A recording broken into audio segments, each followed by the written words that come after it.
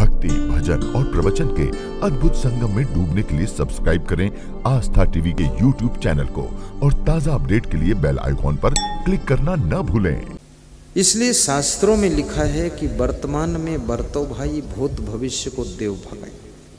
अंगुलीमाल अपने जीवन काल के पूर्व समय में लोगों को लूटता था, लेकिन महात्मा बुद्ध के शरण में पहुंचा। सत्यम शरणम गच्छामि, बुद्धम शरणम गच्छामि, संघम शरणम गच्छामि। फिर वो संत हो गया। अंगुलीमाल बड़ा महान संत हुआ।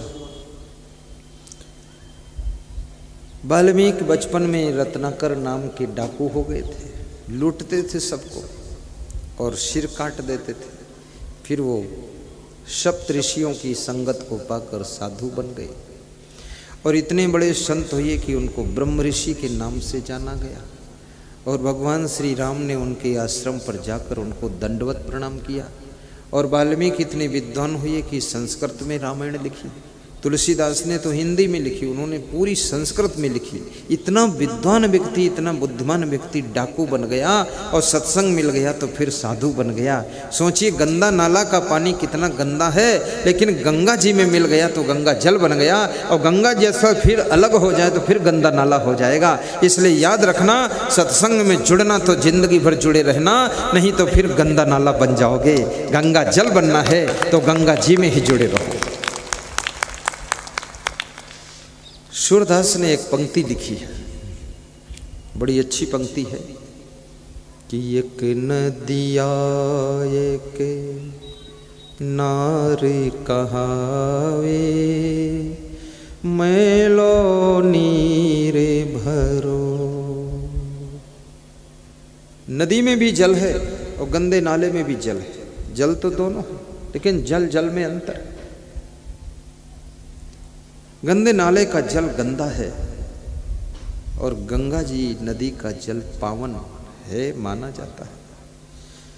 अभी तो गंगा जी को भी लोगों ने बहुत गंदा किया है। सरकार ने कहा था गंगा जी को शुद्ध करेंगे। मैं तो देखने गया नहीं शुद्ध हुई कि नहीं हुई। जो गंगा जी पूरे विश्व को शुद्ध करती है, उसको नेताओं ने शुद्ध करने का बीड़ा उठाया था। और नेता लोग खुद ही शुद्ध नहीं है, वो गंगा जी को कैसे शुद्ध करेंगे? बड़ा संदेह हो रहा था मुझे। इस तरह भी सोचना कभी कभी, जो खुद ही अशुद्ध है वो गंगा जी को शुद्ध करने चल दिया है। गंगा जी तो शुद्ध ही है, आपको शुद्ध होना है। तो बड़ी मजे की बात है।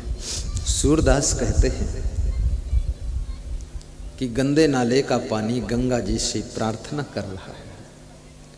और सूरदास ये समझा रहे हैं कि गंदे नाले का पानी जब गंगा जी में शामिल होता है तो गंगा जी उसको गंगा जल का नाम दे देती है, फिर वो गंदा नाला नहीं कहा जाता है। तो हे प्रभु, मैं तो गंदा नाला हूँ, तुम गंगा जल के समान हो। मैं आप में शामिल हो जाऊँ तो मुझे भी आप जैसी दिव्यता प्राप्त होनी चाहिए, क्योंकि मैं संसारी जीव हूँ, गंदा नाला हूँ। लेकिन आप तो भगवान हैं, इष्ट देव हैं, आप गंगा जल जैसे पवित्र हैं। आप में सम्मिलित हो जाऊँ तो मुझे भी आप अपना रूप ही प्रदान कर देना। जैसे गंदे नाले को गंगा जी गंगा का रूप दे देती है, ऐसे आप भी मुझे अपना रूप दे देना।